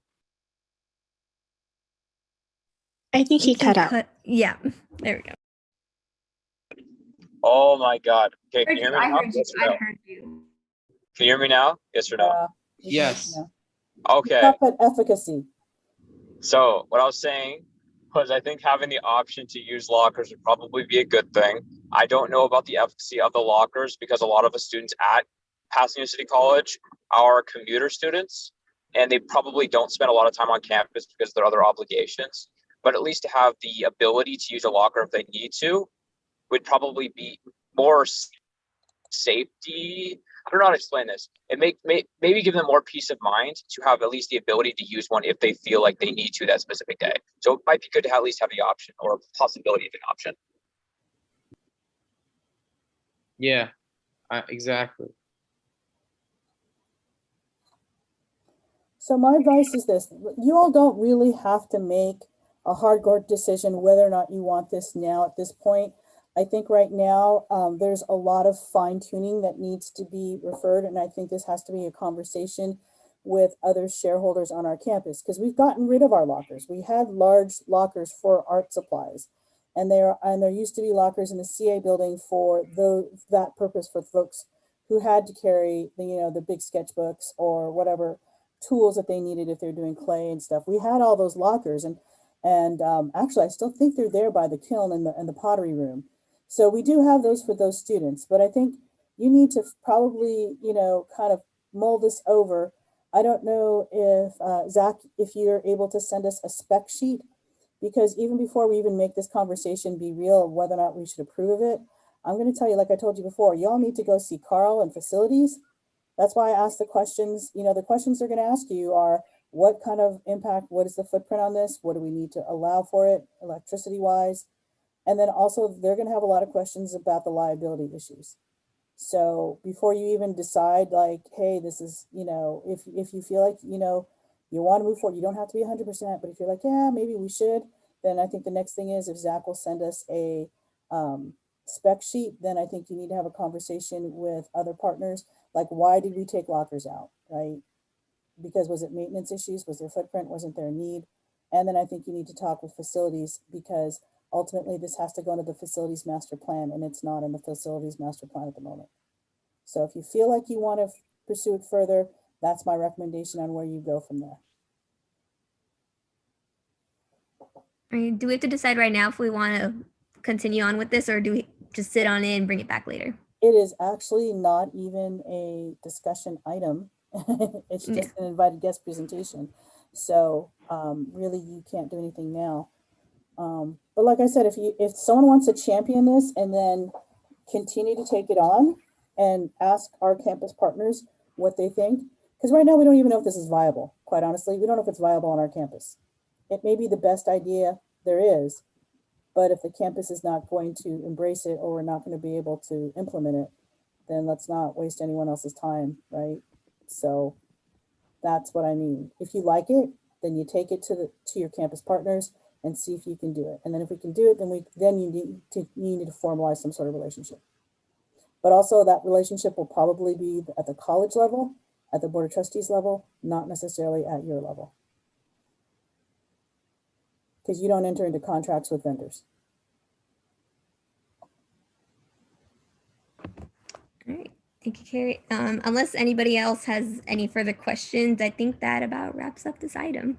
Did anybody else have anything they want to throw in? No. I just hope, Zach, do you have a fact sheet with stuff Yes. that we need. Can you just send that to us, please? Because that's what we're going to need really to be realistic about moving this forward. Yes, of course. I can email. Is there a specific email you'd like me to send that to? Would you like me to send it to Kyle? Send it to Kyle and he can forward that on to us. Okay, great. Thank you all. Yeah, thank you so much for taking the time to present to us. Thank you. And thank you, Mr. Gula. Thank you. All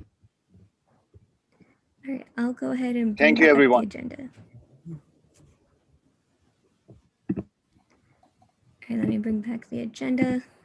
Okay, so now we're backtracking. We were on agenda item 4, shared governance discussion. Did anybody have anything that they wanted to further discuss in reports or something they heard in shared governance? I know we don't have a whole lot of time, but if anybody wants to quickly bring something up, we could. If not, then we can move on. No? Okay. Sounds like the consensus is we'll move on. Moving on then to discussion item B, Supreme Council. Kyle, do you have anything for us? I mean, apart from asking everyone if they want to talk more about the emergency amendment, or sorry, not the emergency, the anti-discrimination amendment to attend our meeting, I don't think there's really anything else pressing at this time. So I would say that's pretty much it, unless anyone has discussion on that. You said it was tomorrow morning at 8? Yeah, tomorrow morning. I don't know what I just said, but yeah, tomorrow morning at 8. Cool. All right, we can go ahead and move on then. Moving on to discussion item C, future events. Carrie, do we even have time to talk about future events? Because I know Kelly has some legislative to cover. Unless folks who've got future events, and that'd be Alex and Louise that I know of, and Michael need to have any sort of discussion with the group. Not at this point. If anyone wants to bring anything up, I'll give you all a couple seconds to unmute yourselves while I check the chat. Maybe you can share the flyer that Jordan sent us. I have put it in the chat. Okay, should I share that now or should I share it during announcements? It's not an AS event, so share it during announcements. But did everyone get it in their email? How did you get it, Emmanuel, and no one else? Email. So I'm assuming that everyone else got it emailed as well? Yeah. Okay. I sent it to everybody, So everybody everyone should does have it. Okay. No, I was saying for the live stream. Announcements. Okay. Anybody else have anything before we move on? Going once, going twice. So we'll go ahead and move on then. Moving on to discussion item D, AS training. Carrie, I believe we have no training. Moving on to appointment to college-wide committees. We have to make the election committee, that's part of the college-wide, correct? If you don't make it today, I'm going to assume that you don't want to appoint anyone, and I will direct the election committee to go forth as it is composed. And you will not have a voice on this committee. I have people. Okay. So I want to appoint Henry Myers and Sabrina Musgrave for the election committee, AS election committee. Do we have it? Isn't there an AS member? Henry? Never mind. Never mind. Okay. Do we have any other college-wide committees? Emmanuel, I know you have a committee member, but that's for the next one. Yeah. Do we have any other college-wide? No. Okay, we can move on then to appointment to AS committees. Emmanuel, you had an appointment? Yes. Thank you. I would like to appoint Christian Montoya to the AS Sustainability Committee. Thank you. And I will email the name to Francis. All right, thank you. Does anybody else have any appointments to make for the committee? No? Okay, we can go ahead and move on then to bill acceptance. Kelly, now's your time. All right, my time to shine. All right, I know I emailed you guys that a little bit late, so I totally understand if we need to do it next week. That's totally fine. We're still researching it, still contacting representatives, so we're not lobbying on anything just yet this week. But I sent you guys an email, and Mackenzie, do you mind if I just share my screen really fast? Yeah, thank you. All right, it's gonna be this one. I'm gonna send the link in the chat again. So I'm gonna just take 5 minutes, just explain it a little bit. Come on, chat. All right, it's a little bit complicated because we As I explained before, there are some things that pass the Senate, some things that pass the House. So what we did was essentially we came to the conclusion that we had so many different bills that we wanted to talk upon that we would do 4 orally. So we'd do 4 that we actually lobby on, and then 6 other bills to put in a folder if we wanted to send them any fact sheets or anything up as a follow-up email. So starting from the Senate package, so these are bills that have already passed the House and have not yet passed the Senate. We have For the People Act of 2021, help people register to vote, ensure elections are protected from big money and interference. I'm not going to go into the details of these. You can read it for yourselves. We put down small descriptions and also a link to the actual bill, as well as the way that people voted. So that's just the what is it called? The system in which we put it in. So we did talking and then we did folder. We have 4 talking points. 4 was the maximum that we put in each because we didn't want to overwhelm our legislators. And for our folder bills for the Senate package, we have 3 bills. There's still room for 3 more. So as you read through these bills or you have anything else that you might come to mind, or if you look into our notes that I've included at the bottom, if you see a bill in there that you would like us to vote on, let me know before Monday, and I'll make sure to bring it up to the committee members to vote on that one as well, because we do have space to add more bills to the folder. So moving on to House package, we have 4 talking points and none for the folder. So if you have any House bills that you want us to at least include on an email, I'll be glad to do so. Just let me know before Monday. And yeah, there's not that many. So definitely if you have time to read it over this week, I could entertain the motion next week to approve it. Or if you guys feel okay within the, I think, 40 minutes that you guys had the actual document for, we could vote on it today, just depending on how comfortable you guys are.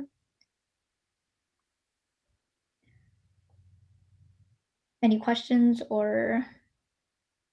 So, sorry, I might have missed it. But the difference between talking and folder is like you're actually gonna like present on the talking points. In the folder, you're just gonna like be like, hey, yo, these are bills that like you should be interested in like looking at, you know? Yes, Alex, perfect way to describe it. And yes, I apologize for not making it more clear, but yeah, so for talking points, we're actually going to make it very detailed. We'll tell them. So usually when we do lobbying, we do it on 4 bases. We do, what the bill is, why is it important? How does it impact PCC specifically? Why are we lobbying it for it, right? And then lastly, what do we want them to do, right? So then that takes a lot of time each, and usually meetings are about 30 minutes. We have 4 bills, like it's just squeezing it tight, right? Along with introductions, along with thank yous. So that's the reason we can only lobby for a maximum of 4. I would even suggest 3, to be honest. But yeah, and then for everything else, we just included an email or showed them at the end of the meeting, hey, we're going to send you over 3 more bills that, you could look over if you have time. We also think they're really important to our campus and to community college students. Something like that. Yeah. Cool. Do you guys feel comfortable? I'm not sure if you guys have read it since I sent the email. We could just do it next week. Yeah, what do you guys think? Next week? So give you time to we can look do over next week so we have time to go over everything. That sounds good. Thank you so much. Appreciate it. Send me any questions or anything anytime. All right, let's stop the sharing. All right, I'll go ahead and bring back up the agenda. All right, y'all can see the agenda, right?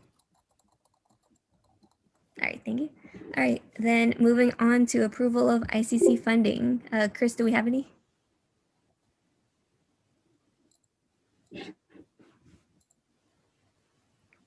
Chris, are you there? Sorry, no, there's nothing, but there is a meeting this week. We have 1 request. We'll go over it next week. All right, great. Moving on to public comment on non-agenda items. Carrie, do we have any public comment? Let me look right now. No. All right, Nothing. then we can go ahead and move on then to announcements. Does anybody have any announcements they'd like to make? I have an announcement. Okay. Or maybe like a plug. I don't know. So hi everyone. I'm working for Immigrants Rising on Asian American Pacific Islander Heritage Month, and we're gonna also have like an undocumented API space and allies to kind of just talk about, how all the racism and everything that's been going on has been affecting us, but also having this moment of empowerment and celebration on this during this event. It's going to be May 27th. And if you're if you're interested in going, I can send the flyer, but I'm working on it, and it's going to be really cool to kind of see all these organizations and all these people who are intersected with like a lot of API communities and other communities to kind of talk and kind of socialize and get to know each other. So yeah, that's my announcement. All right, great. Does anybody else have an announcement they'd like to make? Kenzie, I do. Okay. Really fast. Go So ahead. we Want to share the flyer? Yeah, I was gonna share the. Oh, Carrie already knows what I'm talking about. What if she knows what I'm talking about? All right, I'm gonna share my screen. If it is what I think it is, I will be very. Well, I know what you're talking about, but that's not the one I was talking about sharing. But share that one. I was gonna bring it up once everybody finished sharing their announcements. Oh, okay, awesome. All right, so this Friday at the SSCCC is holding an anti-Asian hate town hall. We have some amazing keynote speakers. First of all, look at all these Asians. I'm sorry, look at all these Asians in higher education. I think I'm surprised I don't know all of them, so I think that's really awesome that they're coming. We've been planning with these people, and I'm also going to be at this town hall, I guess, sharing experiences and being one of the facilitators. So definitely come join us if you can make it this Friday. So there's also a sign up link that I will put in the chat with all the information as well. Right, stop sharing. All right, let me go ahead and bring up the flyer that was in the chat. Hold on. I am trying to share my screen. Am I on the right one? Let me hit you here. While I figure out how to bring this up, if anybody wants to talk about an announcement they have, they can go ahead and do so.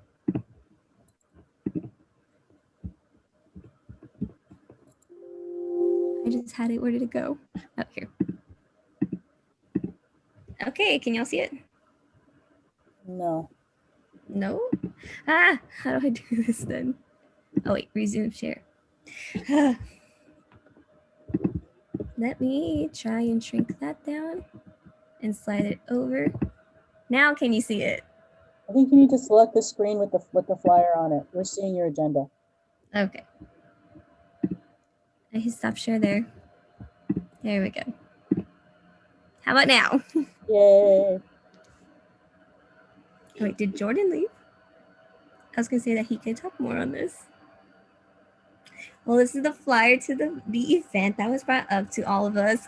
Carrie, what else should we say about I this? would scroll down so folks on the live stream can see the rest of the information. So I really do encourage folks to go. It is a 2-hour event, and it's going to be broken down.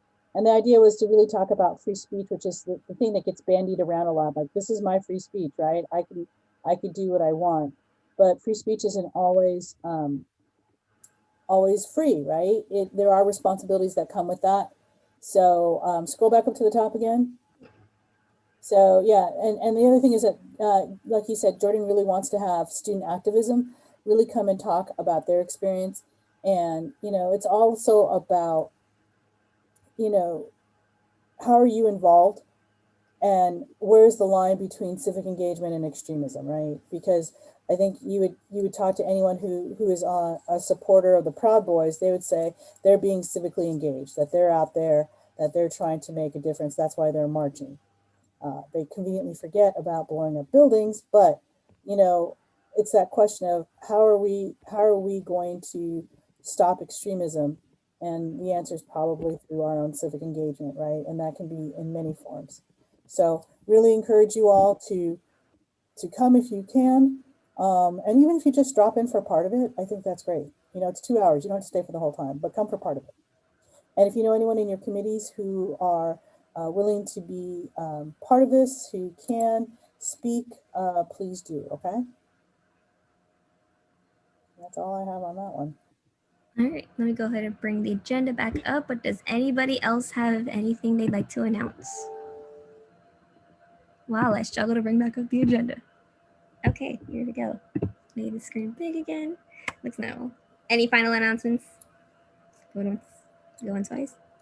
Okay, we're done. Let's see, future meeting dates and times. Our next meeting is May 12th. Send me any items by May 6th, including the supplemental items that go with them. Even if it's an invited guest, let me know in advance when we do have a guest coming so we can map out the time so we don't have to be rushing like we are today. On that note, that's all I have on that. So I'd like to go ahead and entertain a motion to adjourn this meeting at 2 p.m. First. All right. Do we have any opposed? Any abstentions? No. All right, meeting adjourned. Let's go ahead and get off this live. You Thank gotta y'all for let it coming. sit a moment to catch up. All right. While we do that, I'm gonna stop sharing my screen. It always takes me a second to find where I can stop the stream anyway, so it works out that we have to wait for it to catch up. It keeps exiting the screen on me. I'll click on the Zoom app and then it just goes. I'm watching the YouTube, so I'll tell you as soon as we get to your agenda. Oh well. That I accidentally clicked on. Yeah. Oh well. That's all right.